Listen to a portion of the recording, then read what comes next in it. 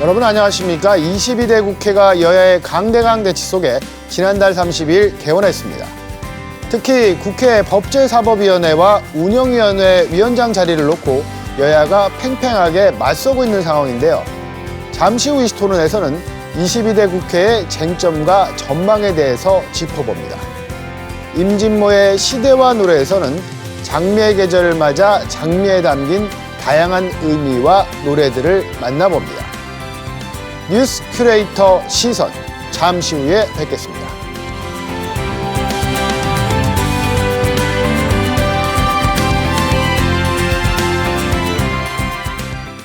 뉴스 큐레이터 시선 첫 순서는 한 주간 뜨거웠던 뉴스를 콕 집어서 소개합니다. 취재 기자의 뉴스픽, 보도국 김철진 기자 나와 있습니다. 네, 어서 오십시오. 안녕하십니까. 김철진 기자, 오늘의 키워드는 어떤 건가요? 예, 오늘의 키워드 헤어질 결심입니다. 그러니까 마치 영화의 제목 같은데 키워드를 이렇게 정한 이유가 어떤 건가요? 예, 지금 전국적인 관심을 받고 있는 그 성심당 대전역점 재계약 논란을 다루고자 하는데요. 이 성심당과 대전역은 서로에게 윈윈 관계였습니다. 성심당은 전국에서 오가는 시민들이 멀리 나가지 않고 역에서 빵을 살 수 있는 위치가 바로 대전역이었고요. 대전역 입장에선 월 12억 원 이상의 임대 수수료를 보장해 줄 수 있는 대형 세입자가 바로 성심당이었기 때문입니다. 또 대전 지역을 방문한 다른 지역 시민들 입장에서도 멀리 가지 않고 역에서 빵을 살 수 있는 위치가 바로 이 성심당 대전역점이었는데요. 이 모두에게 좋던 관계가 지금 붕괴될 조짐을 보이고 있습니다. 재계약을 앞두고 코레일 유통 측이 규정을 근거로 월 3에서 4억 원의 임대료 수수료를 요구하고 있고요. 성심당 측은 월 1억 원 이상의 수수료는 부담스럽다면서 불가하다며 그 평행선을 달리고 있어 사실상 두 곳이 헤어질 결심을 하고 있다라는 그런 평가가 나오고 있습니다. 그러니까 월이 아니라 연 12억 원이겠죠. 이렇게. 예. 근데 임대료가 지금 얘기한 거 보면 갑자기 높아진 셈이잖아요. 왜 이유가 어떤 건가요? 말 그대로 규정 때문입니다. 이게 액수로만 보면은 월세 1억 원에서 4억 4천만 원으로 마치 4배 이상 뛴 것처럼 보여서 코레일이 뭐 나쁜 건물주 같잖아요. 그런 건 아니고요. 이게 기존 다른 매장에 적용하던 규정을 이제는 성심당에게도 적용하겠다라는 겁니다. 코레일은 역사 내 매장에 대해서 일정 가격에 임대하는 그 건물 임대 방식을 사용하다가 이제 백화점과 같은 유통업체에서 흔히 쓰는 수수료 임대 방식으로 바꾸게 됐습니다. 매출의 일정 비율만큼 수수료를 책정해서 세를 받는 구조입니다. 그렇게 해서 코레일의 경우는 전국 모든 역사의 매장에 대해서 자회사인 코레일 유통을 통해서 매출액의 17에서 49%가량을 수수료로 받고 있습니다. 기존 계약에 의하면 성심당은 현재 매출의 5% 수준밖에 받지 않고 있습니다. 이 때문에 과거 국정감사나 감사원 결과에서도 성심당에게 특혜를 준 것 아니냐라는 지적들이 여럿 나왔었고요. 이 때문에 코레일 유통 측도 이제는 성심당이라고 예외를 둘 수 없기 때문에 현 월 매출액의 17%를 적용한 4억 4천만 원을 수수료로 책정하고 재계약에 나선 겁니다. 그러니까 임대료 인상률이 과도하다 이런 목소리도 있지만 그게 규정이라 그러면 성심당도 좀 따라하는 것 아닙니까? 예, 맞습니다. 성심당도 당연히 다른 곳과 같이 똑같이 규정을 따라야 한다는 목소리도 굉장히 큽니다. 더불어서 성심당의 전체 매출액을 따진다고 한다면 대전역에서 월 4억 원가량의 임대료는 큰 거 아니다라는 그런 지적도 나오는데요. 실제로 지난해 성심당의 매출액이 1,243억 원입니다. 단일 빵집 기준으로는 사상 처음으로 1,000억 원대를 돌파한 것인데요. 영업이익도 315억 원으로 그런 제빵 대기업과 비교했을 때도 훨씬 더 많은 수치를 나타냈습니다. 그러한 거대한 규모를 감안한다고 한다면 그 정도 월세 내는 건 당연한 것 아니냐라는 그런 지적들이 나오고 있는 겁니다. 그런데 그 성심당 입장에서 생각해 본다면 조금은 답답할 수도 있겠습니다.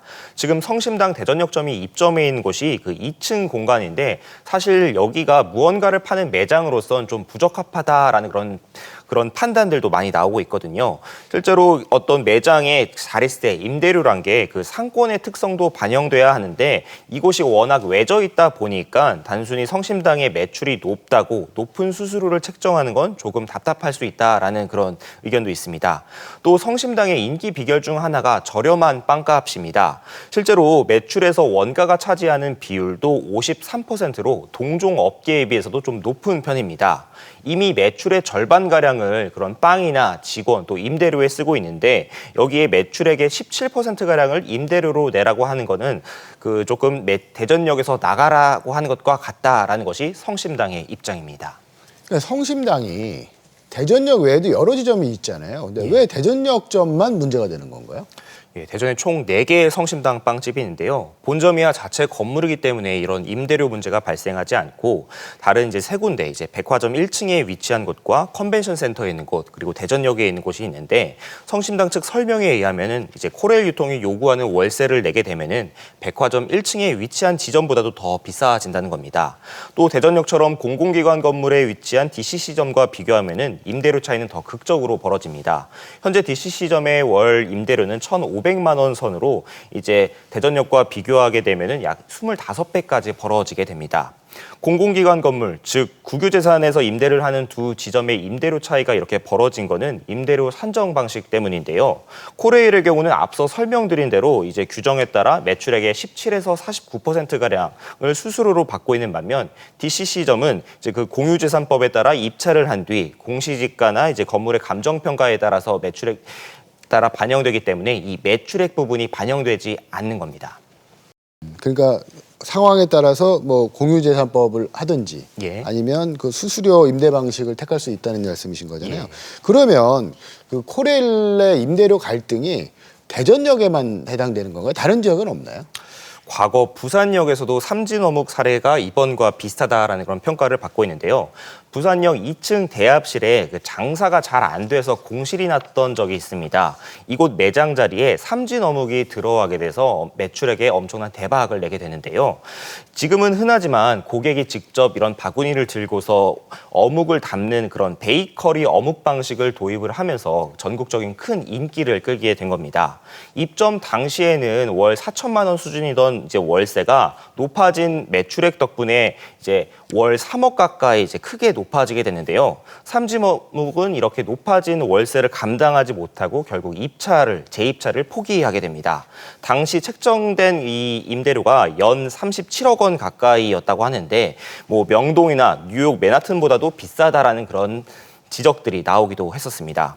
이처럼 삼진어묵과 성심당의 사례를 통해서 일각에서는 이 코레일 유통의 규정에 대해서 지적을 하는 목소리도 나오고 있습니다. 매출액에 비례해 이 수수료를 부과하는 방식이 상한선이 없다 보니까 역 인근에 비해서 비정상적인 월세가 나올 수 있다는 겁니다.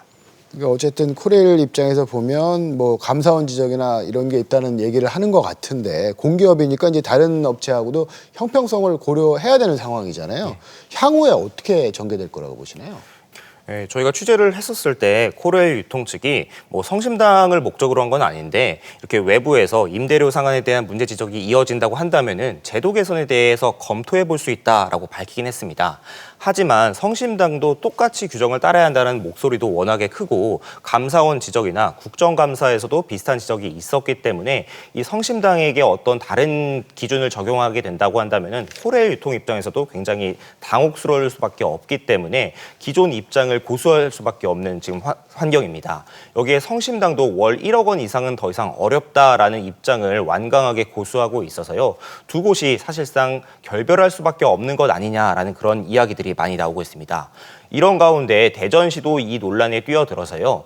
8월까지도 이 결론이 나지 않으면은 이제 10월에 나가야 되는 성심당에게 또 다른 위치를 제공해 줄 수 있다라고 밝혀서 시민들의 주목을 받고 있습니다. 그러니까 이게 양쪽 다 손해보는 치킨 게임이 돼서는 안 되는 거잖아요. 그러니까 해법 마련이 필요하겠습니다. 예, 김철진 기자 수고했습니다.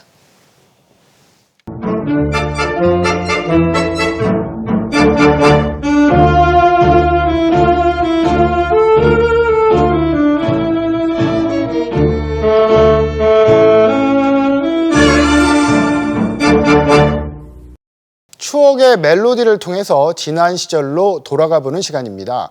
임진모의 시대와 노래. 오늘도 가요평론가 임진모 씨 나오셨습니다. 네, 어서 오십시오. 네, 안녕하세요. 벌써 6월이 시작됐고 네네. 봄에서 여름으로 가는 길목에 있는데요. 오늘은 또 어떤 노래 준비하셨나요? 네, 지금 저도 이렇게 오는 길에 봤습니다만 정말 장미가 흐드러지게 피었습니다. 네, 이 5월 말, 6월 초, 5말 6초가 바로 장미의 계절이죠. 장미는 꽃의 여왕입니다. 그래서 오늘은 한번 장미의 노래를 한번 들어보도록 하겠습니다.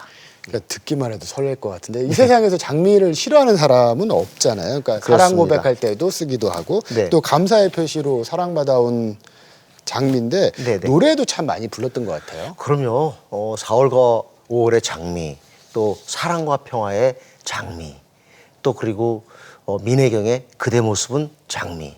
그리고 혹시 과거에 수요일에 장미 한번 누구한테 선물한 적 있습니까? 수요일엔 빨간 장미를 5손가락. 정말 우리 그 노래 중에 과거에는 동백꽃이나 찔레꽃이 많았어요. 그런데 60년대 이후에는 장미꽃이 꽃의 대세가 아닌가 그런 생각이 듭니다. 네. 그 중에서도 아마 많은 분들이 좋아하는 그런 노래는 싱그러움의 어떤 극치를 보여주고 있는 4월, 5월의 장미가 아닌가 싶습니다. 네. 예전에 많이 들었던 노래인데요. 사랑을 많이 받고 있잖아요. 그렇습니다. 그러니까 듣기만 해도 이제 향기가 피어날 것 같은 싱그러운 노래인데 4월과 5월의 장미 한번 들어보겠습니다. 당신에게서 꽃내음이 나네요. 잠자는 나를 깨우고 가네요. 싱그런 잎사귀 또 단한 가시처럼 어쩌면 당신은 장미를 닮았네요. 그러니까 장미가 피는 계절에 참 많이 들었던 노래인데 장미를 이제 찬양하는 것 같지만 네. 노랫말을 자세히 들어보면 사랑하는 연인을 위한 그런 찬가네요. 장미를 닮았네요. 이게 가장 중요한 가사인데 사실 장미는 꽃말도 참 다양하지만 그래도 우리가 장미 딱 하면은 처음에 생각하는 게 사랑일 거예요. 물론 라비앙글로스 같이 장밋빛 인생 이걸 보면 장미가 어떻게 보면 전성기, 영광 이런 걸 대변하기도 하지만 그래도 보통은 장미하면 열정적인 사랑? 사랑 같은 거 먼저 떠올리지 않나요? 그래서 이렇게 4월, 5월의 장미가 싱그러움까지 더해지면서 많은 사랑을 받는 것 같습니다. 그러니까 예전에 보면 이제 네. 그 그룹 이름을 네네. 뭐 외국에서 따온다든가 그런 경우가 많았는데 예. 그러니까 4월과 5월이 좀 이름이 독특하군요. 어떤 팀인가요? 4월과 5월이 바로 지금 말씀하신 것처럼 보통 뭐 트윈폴리오, 라나엘로스포, 또아헤모아 전부 영어로 썼잖아요. 그때는 영어를 써야 왠지 모르게 있어 보였거든요. 그런데 4월과 5월은 우리말을 쓰자 해서 4월과 5월 했고 이 팀은 지금 아주 그 당시에 아주 뛰어난 작곡 솜씨를 발휘했던 백순진이 만든 팀이에요. 네. 우리 가요계의 전설이죠. 그래서 그때 당시에 누구랑 짝을 이뤘냐면 바로 지금 SM 그 엔터테인먼트의 수장이었던 이수만 씨와 처음에 같이 음악을 했습니다. 근데 이수만 씨가 그때 건강 상태가 좋지 않았어요. 그러면서 빠지면서 김태풍 씨가 확립해서 우리가 알고 있는 4월과 5월의 전성기대 노래는 이 백순진, 김태풍의 노래들이죠. 그러니까 지금 들어도 이렇게 손색이 없는 네. 노래인 것 같은데 네. 지금 전남 곡성에 가면 우리나라에서 가장 많은 품종의 장미들이 꽃물결을 이룬다고 합니다. 그 수억만 송이의 장미들이 노래하는 곡성으로 떠나보겠습니다. Some say love, it is a river that drowns the tender reed. Some say love, it is 전남 곡성군 섬진강 기차마을의 장미공원. that leads 축구장 10배 크기의 공간이 형형색색의 장미로 가득 차 있습니다. 꽃의 여왕이라는 칭호에 어울리는 화려한 기환인데요. it is a hunger. 절정의 아름다움을 뽐내는 장미는 누구에게나 인생 최고의 사진을 선물합니다.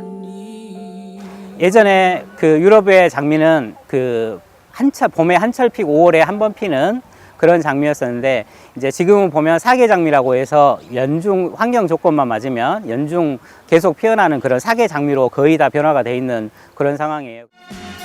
수백 년간 품종 개량을 거치며 그 종류만 2만 5천여 종에 달하는 장미. 이곳에서는 1,004종을 만날 수 있습니다. 향기가 너무 좋아요. 아름다운 자태에 반하고 향기에 또 한 번 반하게 만드는 장미. 저마다 꿈 많은 소녀 시절로 시간 여행을 떠나게 합니다.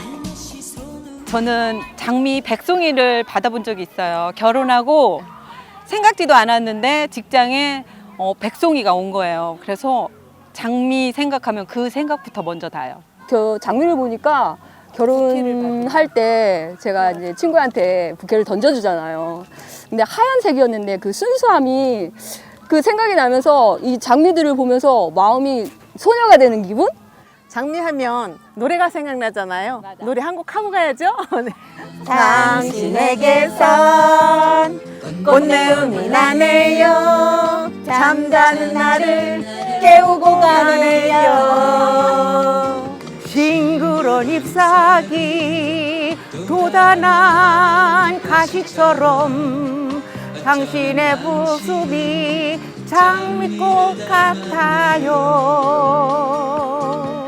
장미를 보면 너무나도 아름답고 또 소녀 같은 마음이 들고 가슴도 설레입니다. 그래서 그 어린 시절의 장미 그 가시에 찔려가지고 울던 생각도 나고 장미꽃을 보면 우리 인생을 보는 것 같아요. 멍울이 졌다가 또 폈다가 질 때 보면 우리 인생이 살아가는 게 똑같지 않나 그런 생각이 들어요. 정열적인 붉은 장미처럼 우리 인생에서 가장 아름답고 가장 젊은 날이 바로 오늘인데요. 이렇게 소중한 순간 사랑하는 사람과 함께 한다면 더 바랄 게 없겠죠? 6월의 장미는 연인과 친구, 가족들에게 추억의 공간이 됩니다. 저희 장미원에 40여 종의 올드로즈 장미가 있는데 그중에서도 모스 장미라고 하는 저희 장미 일반적인 장미 모양을 보면 꽃봉오리가 그 동그란 그 밋밋한 그런 장미 그 모양인데 그 꽃봉오리에 이끼가 자라고 있는 것 같은 그런 모스 장미라고 하는 아주 특이한 그런 장미들도 보실 수가 있겠습니다. 형형색색 매혹적인 자태를 뽐내는 장미는 꽃말도 다양한데요. 사랑과 열정, 순수와 감사 등 우리 삶의 소중한 의미들이 장미 한 송이에 담겨 있습니다. 여러분도 장미꽃보다 더 화려한 삶의 꽃을 피우기를 기원해 봅니다. 사랑한단 말 대신 한 송이 노란색 장미가 변하지 않는 사랑을 의미한다는데 그래서 저희 가족들도 변하지 않고 항상 영원히 사랑할 수 있게 그래서 그 꽃을 좋아하는 편입니다. 사실 어릴 때는 꽃 선물을 뭐 그렇게 좋아했던 편은 아니었던 것 같은데 이렇게 같이 또 결혼하고 또 아이들 키우면서 꽃 선물을 받아보니 그동안 이제 아이들을 키운 어떤 노력에 대해서 축하받는 것 같은 기분이 들고요. 되게 제가 사랑받는다고 많이 느꼈습니다. 장미를 보러 왔는데 미소가 아름다운 우리 딸과 아내가 더 예쁘다. 장미는 장미 아닌 다른 어떤 이름으로 불려도 여전히 향기로울 것만 같습니다. 우리들이 만난 지 1년도 넘었는데 드넓은 섬진강변을 따라 피어난 형형색색의 장미꽃이 장관을 이루는데요. 누구나 또 언제라도 또 가까이서 감상할 수 있다고 하니까 곡성으로 장미여행 떠나보시는 것이 좋겠습니다. 우리에겐 이렇게 밝고 화사하게 표현된 장미를 서양에서는 고난에서도 피어나는 강인한 생명력의 상징으로 노래하기도 하는데요. 어떤 의미일까요? 지금 아마 말씀하신 게 우리나라에서는 사실 이 영화가 상영되지 않았는데요. 그럼에도 불구하고 이 영화의 OST, 즉 주제곡인 배트 미들러의 더 로우스, 오랜만에 그 팝송을 제가 소개합니다. 네, 더 로우스라는 노래인데 아주 공전의 히트를 기록했어요. 그런데 이 노래는 사실은 그 영화 자체가 그렇습니다만은 그 배트 미들러가 어떤 사람을 노래 부르고 있냐면 우리 60년대 말의 전설인 제니스 조플린이 있습니다. 아주 걸걸한 그러면서도 아주 당당한 그런 여성이었는데 여성 블루스의 상징이죠. 어떻게 보면 히피 문화의 상징? 그렇습니다. 그 제니스 조플린의 삶을 갖다가 영화로 옮긴 건데 그때 제니스 조플린의 이름을 쓰지는 못했어요. 하지만 누구나 영화를 보면서 제니스 조플린의 일대기를 다뤘구나. 근데 여기서 가장 중요한 건 노래 제목이 더 로우즈란 말이에요. 장미. 왜 장미에 비유했냐면 제니스 조플린의 어떤 고난의 삶을 담은 건데 결국 이 노래의 핵심은 이겁니다. 진짜 그 겨울에 이 매서운 바람과 추위 이거를 거쳐서 봄의 어떤 따뜻한 어떤 그런 기운 그래서 피어나는 장미. 그러니까 고난과 역경을 딛고 드디어 피어나는 장미. 그러니까 지금 말씀하신 노래 그 배트 미들러의 더 로즈도 애창곡으로 꼽고 있잖아요. 네, 이거 한번 들어봐야 될 것 같은데요. 예, 한번 들어보겠습니다. It's the heart afraid of breaking that never learns to dance. It's the dream afraid of waking that never takes the chance. 그러니까 명곡은 언제 들어도 그렇습니다. 이게 기분이 참 네. 좋거든요. 원래는 이 노래가 영화 음악에 좀 전에 언급하신 것처럼 주제곡이었잖아요. 그렇습니다. 기본적으로 제니 조플린의 삶을 갖다 다뤘기 때문에 더욱더 그 당시에 화제였죠. 저는 사실 그때 국내 개봉을 몹시 기다렸는데 결국은 국내에서 개봉이 되지 않았습니다. 그러니까 이제 장미 같은 경우에는 평화적인 시에도 이렇게 많이 사용이 네. 돼 있잖아요. 그다음에 여성 인권을 상징하는 꽃으로도 바로 유명하죠. 그게 참 중요한 측면인데 그러니까 장미가 그만큼 그 상징하는 게 많은 거죠. 사랑, 열정이 있지만 또 하나가 여성 인권의 측면입니다. 1908년 3월 8일에 뉴욕에서 여성 노동자들이 모여가지고요. 열악한 노동 개선에 반발해가지고 집단 시위를 했어요. 1만 5천 명이 응집했습니다. 이때 구호가 너무 뭐랄까 신기합니다. 우리에게 빵과 장미를 달라. 빵을 달라고만 얘기한 게 아니라 장미를 달라. 그럼 여기서 빵이 뭘까요? 이건 당연히 생존권 아니겠어요?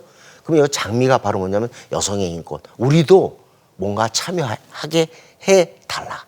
어떻게 보면 여성 참정권에 대한 요구지요. 그런 의미에서 장미는 또 한편으로 여성의 인권. 네. 그래서 우리가 사랑이지만 장미에 가시가 있는 거 아닐까요? 네. 그렇게 그러면 참정권을 주면서 뭐 가시는 좀 해석이 어렵습니다. 네. 그러니까 바로 그런 이유 때문에 매년 세계 여성의 날에서는 여성들에게 장미꽃을 선물한다고 하는데 네. 여성들의 더 나은 삶을 위해서도 장미가 함께 해왔다는 게 반갑고 또 색다르게 다가옵니다. 그런가 하면 외국 곡인데 심수봉 씨가 번안해서 큰 사랑을 받은 장미 노래도 있잖아요. 네, 여러분 너무 좋아하시는 백만송이의 장미입니다. 원래 이 노래는 96년에 임주리 씨가 먼저 불렀거든요. 그런데 심수봉 씨가 너무 좋아서 좀 더 원곡에 충실하면서 자기 느낌으로 하기 위해서 이 노래를 리메이크했어요. 오늘 제가 하나 아주 비밀 하나 공개하겠습니다. 이 심수봉의 백만송이 장미를 녹음한 사람이 바로 저입니다. 왜? 제가 그때 당시에 심수봉 씨 음반을 만들고 싶었어요. 그래가지고 실제로 이걸 갖다 제가 녹음했습니다. 이용선 밴드랑 같이 녹음을 했는데 스튜디오에서 저는 히트를 직감했어요. 너무 표현이 좋더라고요. 장미의 느낌, 그리고 심수봉 씨의 어떤 그 매력 이런 것들이 응축된 그런 노래라고 저는 생각이 됩니다. 지금 얘기하신 비밀은 저희 방송에서 최초로 공개하신 거죠? 아니신가요?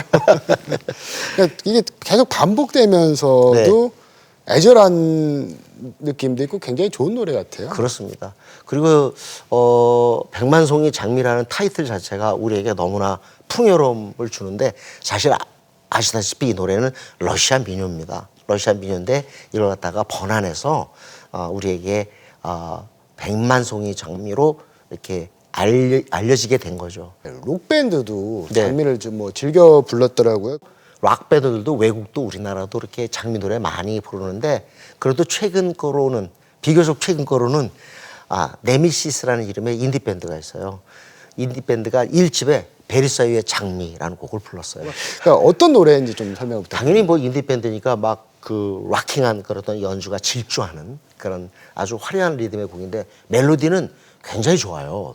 단순하고. 그래서 이 곡이 이렇게 사랑을 받고 남성들이 아무래도 이제 자기가 좋아하는 그런 여성이나 또는 가족에게 이 노래를 많이 이렇게 불러주죠. 베르사유의 장미. 한번 장미 노래 중에서는 빼놓을 수 없는 그런 레파토리가 됐습니다. 그러니까 오늘 장미의 계절을 맞아서 그 여러 가지 다양한 장미의 노래들을 만나봤는데요. 사랑을 고백할 때도 물론이고 그렇습니다. 또 평화의 인권의 상징으로도 함께 온 장미를 재발견하는 시간이었습니다. 임진보 씨 어떠셨나요? 아, 좋았습니다. 저는 오랜만에 백만송이 장미 이것도 얘기를 해서 너무 즐거운 시간이었습니다. 네. 사랑하는 분들한테 꼭 장미를 선물하고 싶다? 아니면 받고 싶다? 어떻습니까? 수요일에는 꼭 빨간 장미 해야죠. 예, 알겠습니다. 수요일 날은 빨간 장미 기억하겠습니다. 지금까지 시대와 노래 가요평론가 임진모 씨였습니다.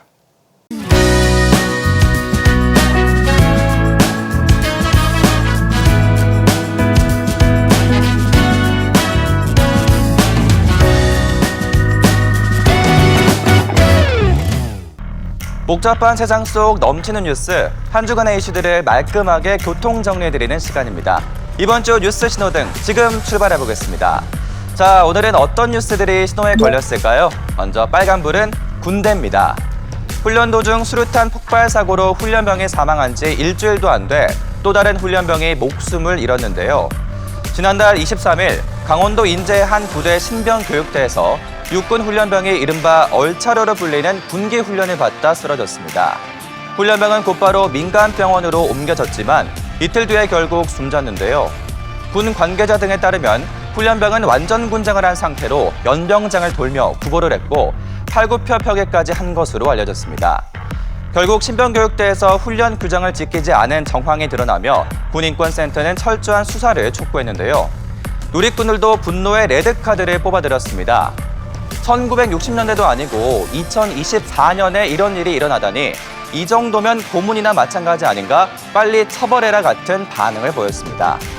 육군은 숨진 훈련병의 순직을 결정했고 일병 계급을 추서했습니다. 하지만 무엇보다 중요한 건 사고 예방이 아닐까요? 육군과 공군에서도 각각 초급 간부가 숨진 채 발견되는 등 잇따르는 군대 사망사고, 이젠 멈춰! 빨간불 들어왔습니다.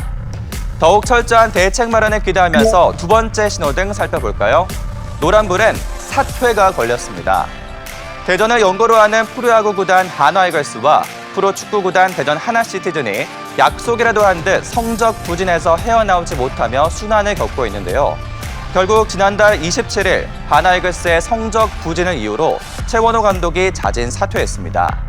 정규 시즌 초반 1위의 기세를 이어가지 못한 것에 책임을 지고 물러난 건데요. 지난달 21일에는 대전 하나시티즌의 이민성 감독 또한 자진 사퇴하며 2020년 12월부터의 동행을 마무리하기로 했습니다. 감독 사퇴로 이어진 대전 연고 프로스포츠 구단의 부진, 누리꾼들도 안타까움 가득한데요. 작년엔 수배로, 올해는 최원호, 감독 교체 이제는 제발 그만! 승격하고 잔류까지 이룬 이민성 감독님, 그동안 고생 많으셨을 같은 반응을 보였습니다. 두 팀은 선수단 안정화를 위해 재정비에 총력을 기울이겠다고 밝혔는데요. 팬들의 사랑에 보답하지 못하고 위기를 만든 상황에 경고! 더욱 분발하기를 바라는 노란불 들어왔습니다. 자, 오늘의 마지막 신호 초록불은 라면이 밝히고 있는데요. 지난 4월 월간 라면 수출 금액이 처음으로 1억 달러를 돌파했습니다. 이는 1년 전보다 46.8% 증가한 건데요. SNS에서 라면 먹는 영상이 인기를 끌며 한류 열풍을 넘어 라면 자체로 인지도를 형성한 결과로 풀이됩니다. 라면 업계 또한 해외 시장 공략을 위해 총력전 태세에 돌입했는데요. 라면 수출 금액은 2015년부터 지난해까지 9년간 매년 늘어났으며 올해 10년 연속 역대 최대 실적을 갈아치울 것으로 예상됩니다. 세계적으로 인기가 늘고 있는 라면, 누리꾼들도 기분 좋은 반응 보이고 있는데요. 외국 사는데 라면 입고되자마자 싹 팔려서 정작 나는 못 먹어. 라면이 한류 열풍 이어갈 거라고는 아무도 생각 못했을 듯 같은 반응을 보였습니다. 코로나19 이후 저장이 쉬운 간편식품으로 라면 수요가 증가했고 또 고물가 상황에서 간편한 한 끼 식사로 떠오르는 그런 상황인데요. 수출 효자 품목으로 거듭난 라면의 인기가 쭉 이어지기를 바라는 초록불 반짝입니다. 팔로초 세 가지 신호로 뉴스 교통 정리해드리는 뉴스 신호등, 오늘 신호들은 어떠셨나요? 이번 한 주도 생활 속 상식과 질서 잘 지켜주시기를 바랍니다. 지금까지 뉴스 신호등이었습니다.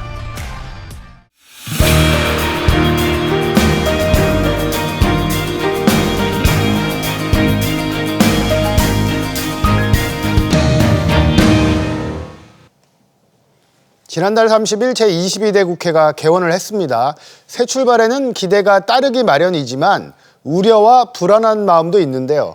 특히 21대 국회가 여러 가지 법안을 처리하지 못한 채 마감하면서 그 후폭풍이 22대 국회로 이어지고 있습니다. 22대 국회의 쟁점과 전망에 대해서 짚어보는 시간 마련했는데요. 오늘 토론해 주실 두 분을 소개합니다. 최창렬 용인대 교수 나오셨습니다. 네, 안녕하세요. 어서 오십시오. 네.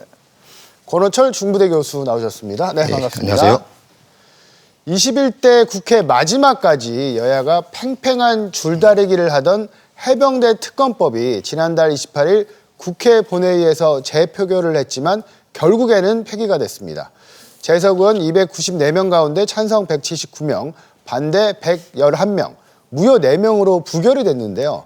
우선 이 결과에 대해서 어떻게 생각하시는지 최창렬 교수님께 여쭤보고 싶습니다. 일반적인 전망들이 여당에서 이탈표가 좀 나올 수 있다. 국민의힘에서 그런 전망들이 많이 있었습니다. 그리고 이제 그 당시에 안철수 의원,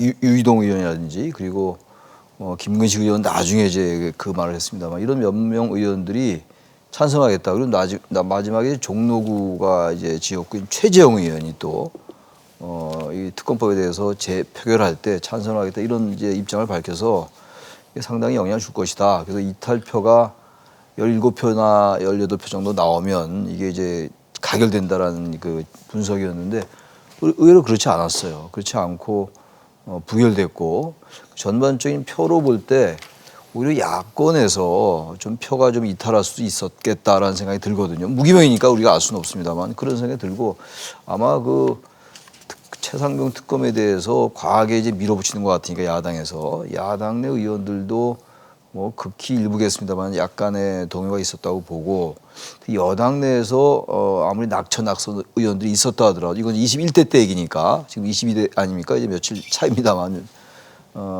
그 낙천 의원들도 반대하지 않았던 것, 찬성하지 않았던 것 같아요. 그러니까 워낙 지금 이제 야권의 공세가 거칠다 보니까 그야말로 당인으로서 끝까지 당론으로 갔던 게 아닌가라는 생각입니다. 그래서 결국은 부결됐습니다. 근데 22대 때가 문제죠. 또 이제 또 벌써 1호 특검으로 이제 1호 법안으로 이제 민주당이 발의를 했기 때문에 최상병 특검법을 또 어떻게 될지 지켜봐야 될 것 같습니다. 홍 교수님 어떻게 보셨나요? 우선 이 부분이 여러 언론에서 이제 예측들이 좀 많았었는데요. 어느 정도는 좀 가결이 될 거라고 보았던 여론들이 좀 더 있었던 것 같습니다. 결과적으로는 부결이 됐는데 만일에 가결이 됐었다라고 하면 그거는 예측이지만요. 그리고 가설이지만 민주당 입장에서는 탄핵 열차에 시동을 걸었다라고 표현이 또 나왔을 겁니다. 근데 결과적으로는 이 결과로 봤을 때 제가 조금 궁금했던 것은요. 아까 지금 방금 전에 우리 교수님께서 말씀하셨던 부분 중에 그 소신 발언했던 그 여당의 일부 안철수 의원을 비롯한 그 5명의 의원들 그분들이 과연 도대체 본인들은 다 찬성을 했다고 이야기를 하지 않습니까? 그럼 그렇게 따지면은 민주당에서 이탈표가 나왔다고 봐야 되는 건데 이제 그렇게 보면 결과적으로는 표 단속이 여당이 됐고 야당은 이제 실패를 했다라고 보는 건데요. 결국은 지금 5월 30일 이제 그 당로 1호 법안으로 이제 지금 민주당은 지금 다시 특검법 그다음에 이제 민생지원법 관련해서 지금 법안을 발의를 했지 않습니까? 근데 저는 이 부분에 대해서 공수처라는 곳이 이미 민주당에서 정권에서 만들었던 기관이고요. 그리고 또 이 최상병 이 수사는 민주당에서 먼저 고발을 했던 사건입니다. 그렇기 때문에 저는 사실 처음에는 이 부분에 대해서 좀 민주당이 이 공수처의 수사 결과는 좀 지켜봤어야 되지 않냐라는 생각은 전 개인적으로 했었습니다. 근데 지금 며칠 전부터 나오는 이야기가 보니까 대통령이 이종석 국방장관과 여러 차례 통화를 했었다는 이야기가 나오지 않습니까? 근데 이제 그런 부분에 대해서 미리 알고 있었던 공수처가 물론 대통령이 불소추 권한이 있지만 그거에 대해서 이런 방구 얘기가 없었다는 게 지금 밝혀지고 있는 거 보니까 특검은 필요하다. 그렇기 때문에 이쯤 되면 좀 대통령도 좀 자세를 좀 바꿔서 전향적인 자세를 보여야 될 거라고 보고요. 그리고 또 여야가 이제 서로 간에 또 첨예하게 대립을 하겠지만 1호 법안이 제출된 상황에서 다시 그 결과가 나오기까지 좀 시간이 있을 테니까 그 안에 공수처가 좀 수사에 대해서 어느 정도 좀 결과를 내려줬으면 좋겠다라는 말씀 좀 드리고 싶습니다. 그러니까 이탈표는 국민의힘에서 없었을 거다 뭐 이렇게 추정이 되는 거지 않습니까? 요거 관련해서 하나만 더 여쭤보면 이번 결과가 더불어민주당 이재명 대표의 리더십에도 영향을 미칠까요? 어떻게 보시나요? 글쎄요, 크게 전 그 대세에 지장은 없을 것 같아요. 이재명 대표가 워낙 지금 뭐 이번 공천 과정에서 자신의 영향력을 극대화한 상황이었잖아요. 그리고 친명 원외 인사들이 대거 당선됐고 비명계 의원들이 탈락하고 그랬었습니다. 그래서 설령 이번에 뭐 어쨌든 가결이 안 됐으니까 만약 가결이 됐다면야 뭐 얘기 자체가 이 프레임 자체가 완전히 바뀌는 거긴 합니다만 가결된 걸로 봐서 이재명 대표도 설령 야당에서 몇 표의 이탈표가 나왔다 손치더라도 알 수는 없습니다만 이재명 대표의 대선 주자로서의 리더십엔 큰 타격은 없을 겁니다. 그리고 특히 야권에서 특히 민주당으로 국한시켜 본단 말이죠. 뭐 이재명 대표를 넘을 수 있는 주자가 현재로서는 없어요. 거의 완벽하게 지금 당을 장악한 상태고 이재명 대표의 지배력이 작동된 상태이기 때문에 크게 봐서 현 단계에서 이재명 대표의 리더십에 손상이 갔다라고 보기는 어렵습니다. 일단 부결이 됐기 때문에 그거는 뭐 큰 문제 없다고 봅니다. 부결이 돼서 이재명 대표가 당연히 이제 뭐 만약에 가결이 됐단 말이죠. 이재명 대표한테 문제가 있을 수가 있는데 그게 아니기 때문에 저는 큰 문제는 없다고 봅니다. 조금 생각이 다르실 것 같은데 어떠신가요? 저는 우선 이 부분에 대해서는 아까 말씀드렸던 건 국회의장, 그러니까 이미 이 법안에 대한 문제에 이기 전에 국회의장 선출 문제로서 민주당은 벌써 추미애 그때 당시 이제 당선자와 이제 우원식 당선자 간의 표대결을 했었을 때 그때 진짜 누구들 다 예상을 뒤엎고 우원식 의원이 국회의장이 선출이 됐었지 않습니까? 그때부터 어느 정도의 민주당 내부에서의 조금의 분위기 전환은 좀 있었다라고 보고요. 이게 바로 지금 이 특검 법안까지 갔었는데 원래 예상대로라면 아마 통과가 될 거라고 봤을 것 같습니다. 근데 이제 그런 거에 대해서 저는 결과 이렇게 나왔는데요. 저는 이게 보면 이전부터 국회의원 선거 때 민주당은 조금 공천 문제로 조금 시끄러웠지 않습니까? 그렇기 때문에 그런 부분에 대해서 21대 국회의원들이 투표를 했던 거기 때문에요. 그거에 대해서 낙천됐거나 낙선된 사람 중에 분명히 이탈표는 한두 표는 있었을 거라고 저는 보고요. 근데 이재명 대표 개인적으로는 우리 교수님 말씀대로 뭐 큰 타격을 입지는 않았겠지만 내부적인 마음으로는 조금 걱정됐었던 부분이 있을 거란 같습니다. 왜 그러냐면 앞으로 이제 모든 이제 수사받는 거 있고 재판이 있는데 그 부분에 대해서 이제 체포동의안도 또 다시 국회로 넘어올 거거든요. 그러니까 그런 부분에 대해서도 한 번 정도는 연동해서 생각은 들지 않았을까 이런 생각은 조금 듭니다. 그러니까 특검도 있고 이제 체포동의안이 맞물릴 수 있는 상황인데요. 그러니까 이번에 이제 최상병 특검법 재결을 놓고 야권은 윤석열 대통령에 대한 탄핵을 거론했는데 투표 결과에 영향을 미쳤다고 보시나요? 탄핵 얘기가 이제 아마 계속 나올 거예요. 지금 이제 우리 건 교수님 말씀에 좀 일리가 있는 게 지난번에 국회의장 후보 경선 때 추미애 당선인이 대체로 선출되지 않겠냐라는 전망이 많았잖아요. 그런데 그렇지 않았어요. 그런 점에서는 이재명 대표의 리더십도 리더십입니다만 민주당 내에 너무 강성으로 하는 것들에 대한 부담이 있었던 것 같아요. 그러니까 나름대로 민주당의 의원들이 말이죠. 그 국회의장 후보 선출은 유권자가 국회의원이었거든요. 당원들이 아니었어요. 지금은 당원을 바꾸겠다는 건데 당원 20% 넣겠다는 거긴 합니다만 그 당시는 안 그랬단 말이에요.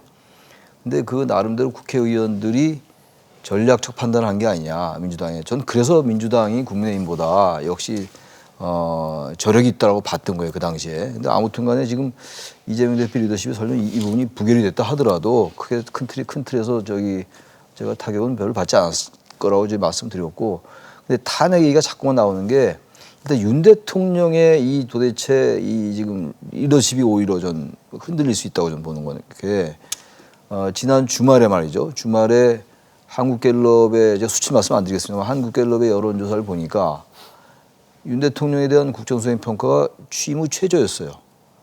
그런 것들이 어쨌든 간에 전반적으로 그 시점이 딱 맞물리는 건 아니었습니다만 총선 참패하고 난 다음에 대통령실도 그렇고 국민의힘도 그렇고 변화의 쇄신의 모습을 찾기가 어렵거든요. 그런 점에서 오히려 그 민주당이나 조국 혁신당이 더 강하게 공세를 취하는 것 같아요. 저는 그래서 항상 말씀드리는 게 오히려 지금 국민의힘이 사는 길은 말이죠. 지난번 그 국민의힘 연찬에서 말이죠. 워크숍에서 똘똘 뭉치자. 과거 있고 한 곳으로 가자. 뭐 그야말로 그런 말씀을 하셨잖아요. 이제 대통령도 하고 추경호 대표도 그런 말을 했는데 그러나 그런 것도 물론 중요합니다만 정말 국민의 민심이 뭔가 국민이 바라는 게 지금 변화와 혁신이거든요. 그게 참패로 나타났던 건데 그 참패에도 불구하고 변하지 않다 보니까 이거 밀어붙이면 되겠다라는 판단을 하는 것 같아요, 민주당이. 그러니까 이걸 좀 국민의힘이 좀 이 부분을 정확히 성찰해야 되는데 그렇지 않고 국민의힘의 그 연찬에서도 임명진 전 비대위원장이 나와서 구의원도 한 번도 안 해본 사람이 선거 지휘에서 이길 도리가 있느냐 이런 식의 전 판단이나 분석은 썩 그렇게 부합하지 않는 것 같아요, 민심에. 어떻게 보시나요? 사실은 이번에 부결이 되면서 원래 상식적으로라면은 이제 특검 이런 탄핵이라는 용어를 쓸 수가 조금 없었겠죠. 근데 오늘부터 바로 그 일부 그 최고위원이 민주당 최고위원이 발언하는 걸 보면 뭐 최상병 특검이 아니라 이거는 거의 윤석열 특검이다. 대통령실에 대한 특검이다. 이런 이야기도 오늘 발언을 하거든요. 제가 봤을 때 임의대로라면 부결이 되면서 국민의힘의 그 탄핵이 국민의힘의 국회의원들과 지지층들을 결집한 건 사실입니다.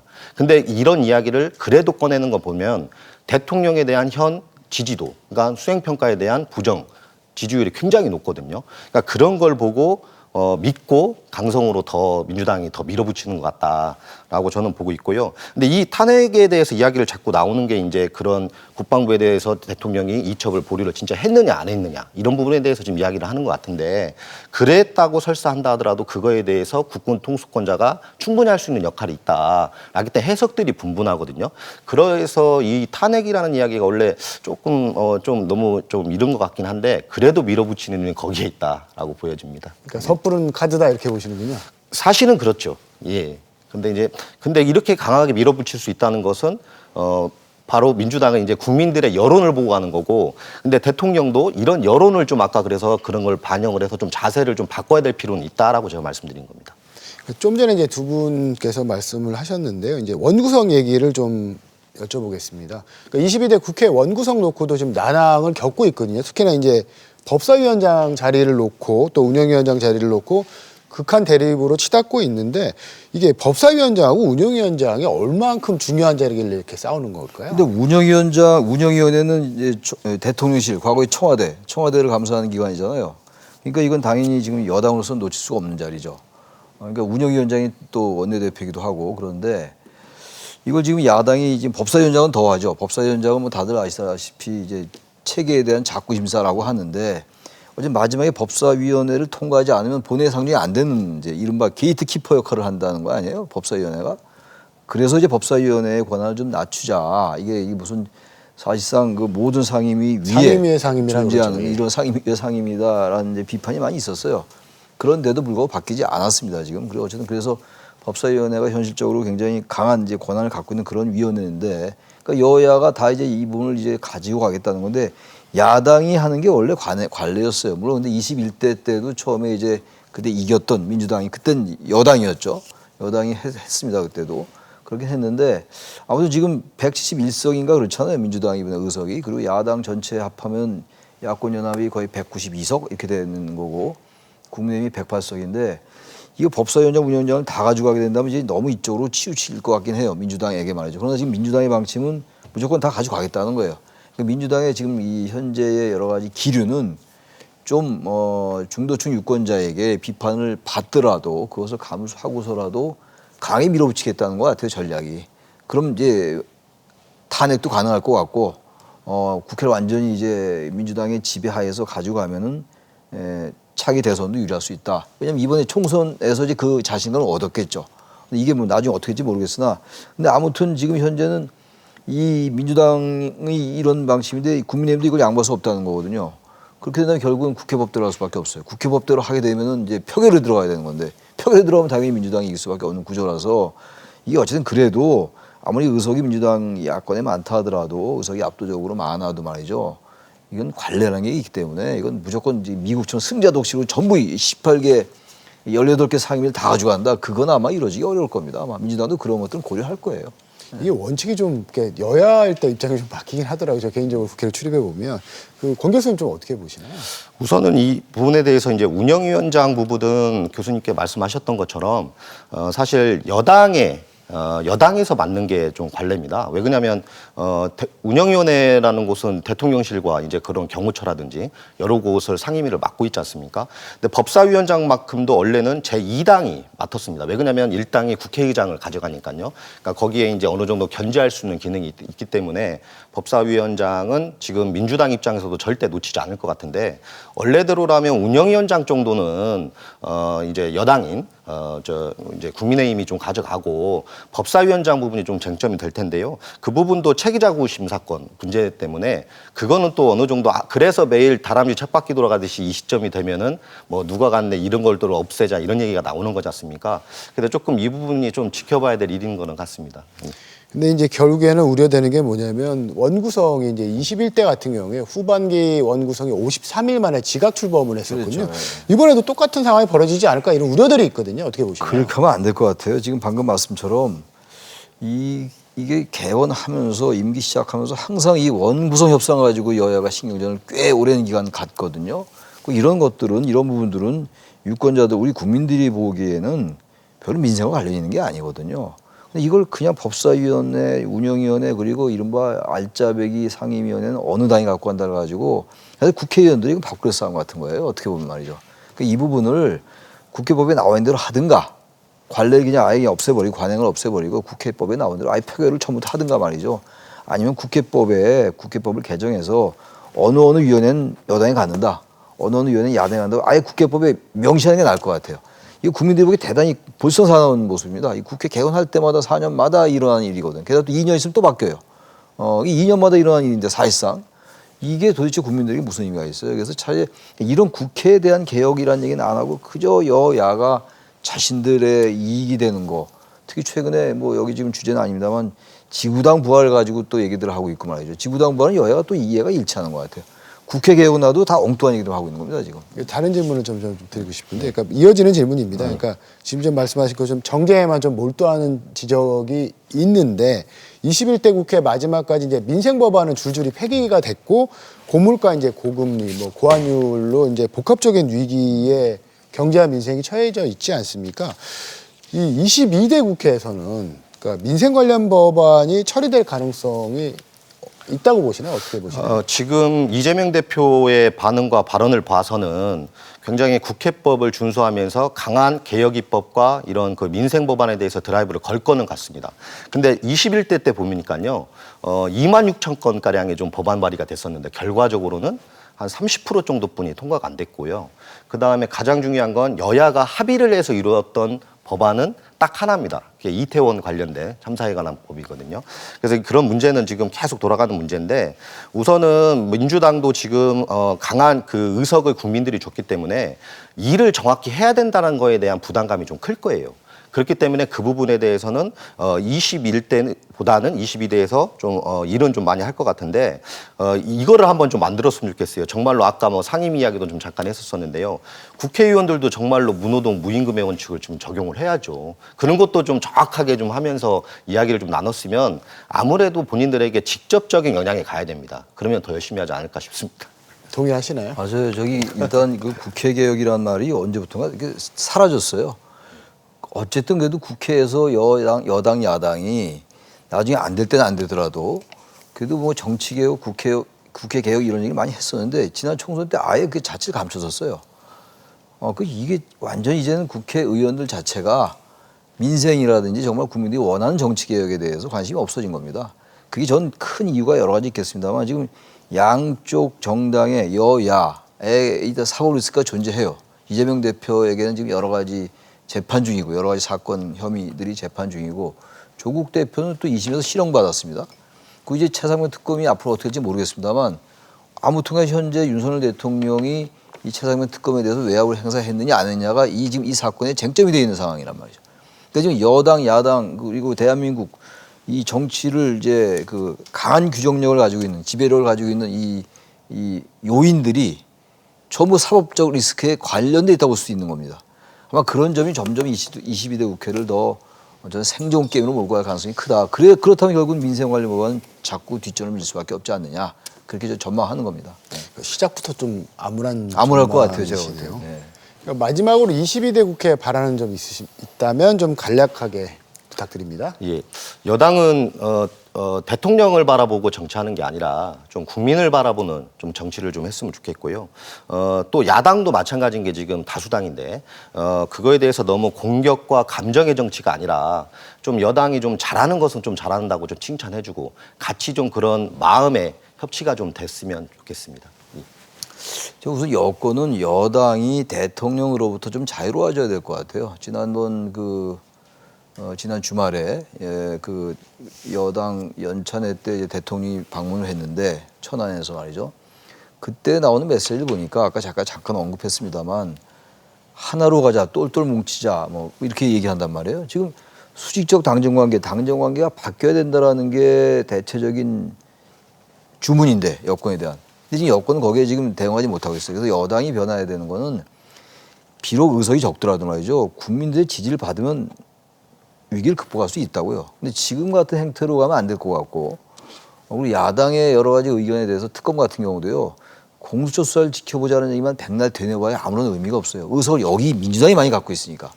저 수정안도 제의하고 뭔가 적극적인 모습을 보여야 되는데 요즘 여당의 역할은 보면 민주당이 뭔가를 제안하면 문제를 제기하면 이슈를 제기하면 거기에 대해서 방어하거나 공격하는 게 급급해요. 여당의 모습이 거의 상실된 거라서 이 행태를 고쳐라 라고 주문하고 싶고 특히 야당은 180석, 170석, 190석 이게 압도적인 의석을 가지고 있는 야당이니까 야권이니까 특히 민주당, 제1당은 정말 민생정당, 정책정당의 모습을 가져가야 돼요. 과도하게 이재명 대표의 대권만 의식한단 말이죠. 또 지방선거의 심판을 또 받을 수 있습니다.